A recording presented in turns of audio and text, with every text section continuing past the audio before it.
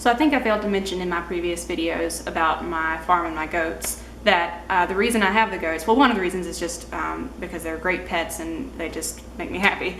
But another big reason is that I milk them. They're dairy goats. And I've gone for extended periods of time without milking them, but I learned how to milk them a couple of years ago when Daisy had her twins, Will and Gimli. And it was a goal of mine to kind of get into consistent production this time around. Last time was more of a learning experience, and Daisy was pretty difficult to work with. I had learned how to milk, I had tasted the milk, and it was fantastic.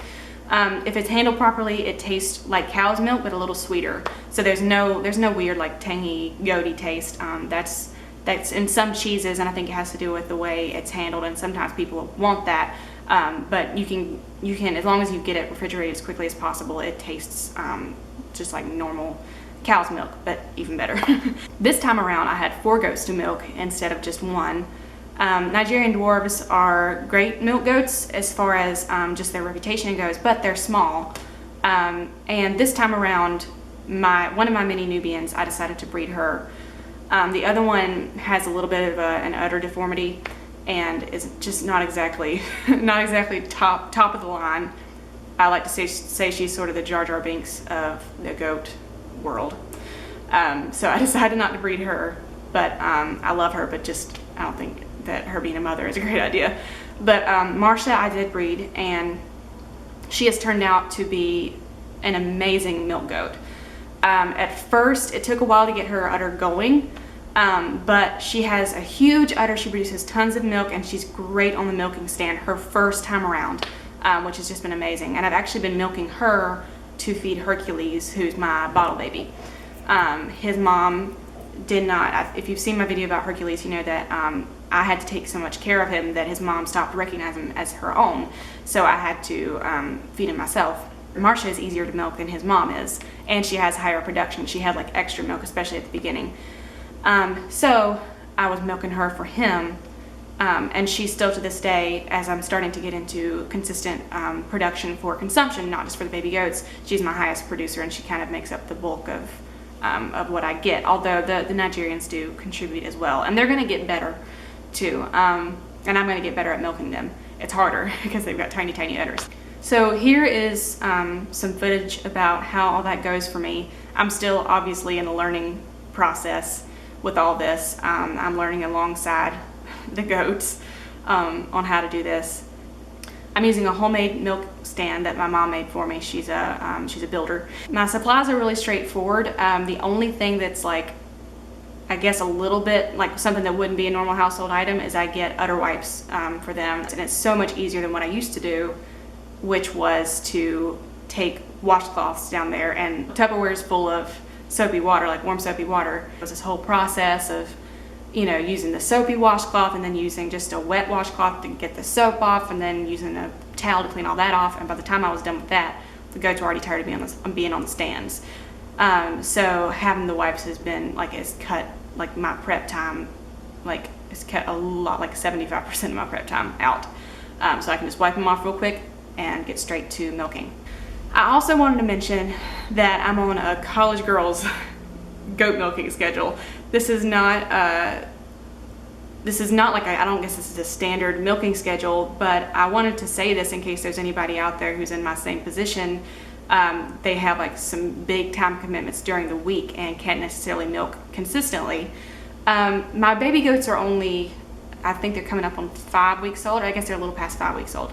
Some people will actually like wean the babies and bottle feed them, and they'll be the only people, they'll be the only ones milking from the moms. But it's really convenient for me to have the kids still nursing, because I don't have to worry about the moms or anything going wrong with their udders when I don't have time to milk them, because I just put their babies with them. So I did some research on how I could do this, and really all I do is on the days I can milk them, which so far it's kind of like a Friday, Saturday, Sunday thing, because I have a late Friday class and it's my only class of the day. So I will separate them out on like Thursday night, as late as I can the night before, just so that it doesn't have to be the crack of dawn when I milk them. especially because it's cold. It's really cold right now at that time of morning, so it's nice to wait and let it warm up a little bit. But it should be about a 12-hour window from what I've researched. So, say I separate them out at like 9:30, then I can milk them the next morning at 9:30 a.m. So the babies there's 8 of them, so they're all like they've got company and they can like cuddle together and get warm if it's a particularly cold night, so they're fine. And I also actually put my Weathers, Will and Gimli, in there, so they're sort of like the babysitters, which sometimes they give me a look like, what have you got me into? But it's their job. The moms and Dora, the Mani Nubian, who's a spinster, they're all together in a separate stall. Next morning at 9:30, I come out and milk them. And that means that I kind of accumulate a lot of milk on the weekends, and we don't drink a ton of milk in our house, so I don't need tons of it, but it definitely gives me enough for us to drink some, and also for Hercules to have what he needs for the rest of the week. And I'm sure I'm going to try to add more milking days to the week as I go along, but it is really nice to have that flexibility right now with college, and it's just such a relief. It kind of busts, I guess, a myth I had in my head, which is that you can't do normal farming things if you're in college. If you have access to a farm and you have a little extra time on your hands, you can actually farm and not have to wait until you graduate. And that was very exciting for me when I figured that out. The first day was a little bit chaotic.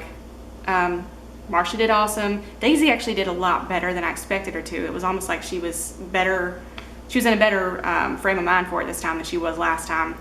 And then Polly is itty bitty, so she's easy to manage, but she really wanted to kick my teeth in when we first started. And she's a little bit that way with her baby. Like, she's a really good mom, but especially at first she had to get used to the nursing, and I would notice that she put her leg up when the baby was nursing, like, she was really uncomfortable, and her leg would just sort of float up in the air. And she was doing that on the stand. But so she actually, once she settled in, she did pretty good. She's harder to milk because her udder is not near as like, it's kind of up, it's like higher up than the udders from the other goats, so it's a little bit harder to like sort of get to it the way you need to.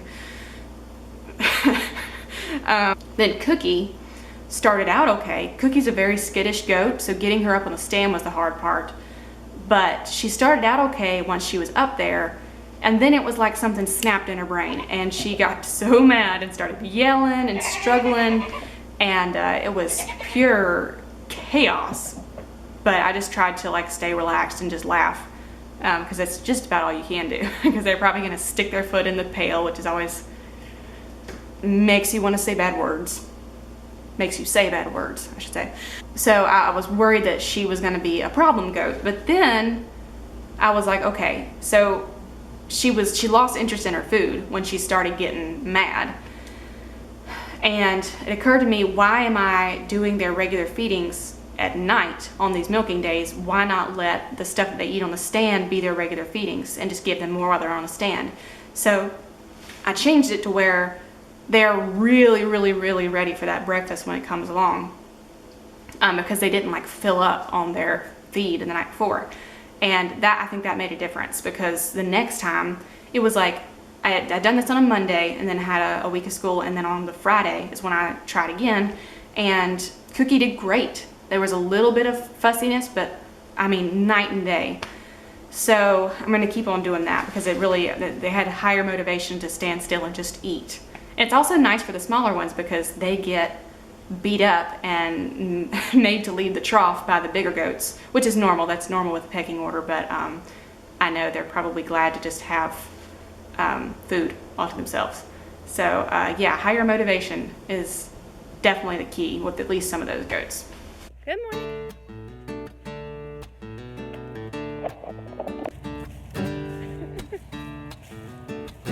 Why are you out here? Well, we have some noisy mamas this morning. Let's face it, every morning.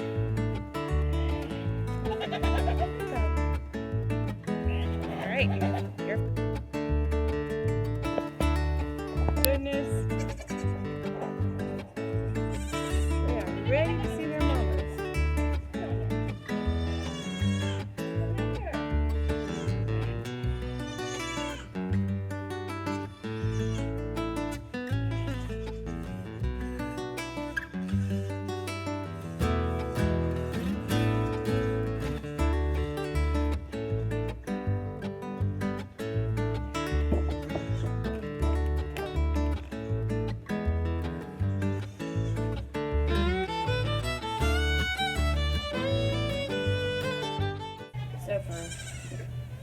Marcia, a mini Nubian,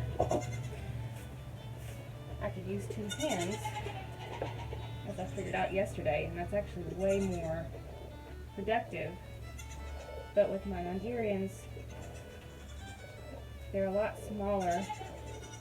Daisy probably got the biggest seeds of all of them, the one that I'm looking right now, but of all of the Nigerians, but they're still small. And she stands weird. We're working on it.